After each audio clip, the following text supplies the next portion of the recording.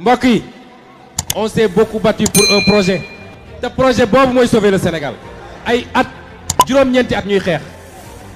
joxuñu nit xaalis. asalaamaaleykum yéen ñi safoo di seetaan les talibé Souk TV dalati nag jàmm ci xibaar Farba Ngom nag banu ko gëjee dégg ginnaaw nag ba président Macky Sall déclaré nag ne du def li nga xam si ne moo di 3e mandat boobu ba léegi daal Farba Ngom kenn déggatu ko rek ci télé yi muy mbeñ bëkki ak welwali ginnaaw nag bu daan président di wax dara rek mu dem ci émission yi di wax di yekk lu nekk Ousmane Sonko Farba Ngom daal instant bi kenn déggatu ko lan moo xew nag ba mu tëju tiit xam naa nag loolu la def ndax 3e mandat daal ki mu yaakaaroon nag di topp ci ginnaam di ko dunguru loolu daal amatul ba tax na nag ñëpp rek di samp laaj Farba Ngom fan la nekk instant bi ginnaaw nag ba président Macky Sall na deful li nga xam moo di 3e mandat boobu ba tey nag génn ci àddu ci wax ci dara te ñëpp rek ñoo ngi xeex naan man maa bëgg a nekk candidat Benno Bokk Yaakaar moom nag gisuñu ko mu nekk nag loo xam jaaxal nañu bare bari te Farba Ngom bëgg naa nekk candidat xam naa mais génn gisagu ko ci langue gi woy leen di abonné.